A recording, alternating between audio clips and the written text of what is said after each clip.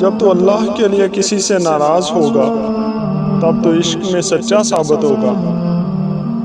جب تو کوئی غم دیکھے تو استغفار کر، کیونکہ غم اللہ تعالیٰ کے حکم سے آتا ہے۔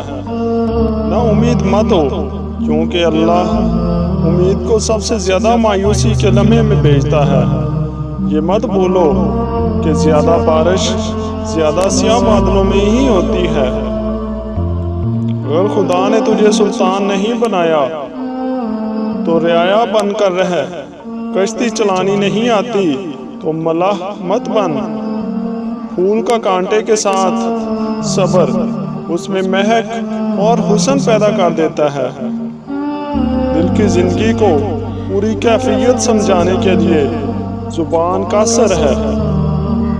اولیاء اکرام کی نظریں لوح غیب کی تحریریں پڑھ لیتی ہیں۔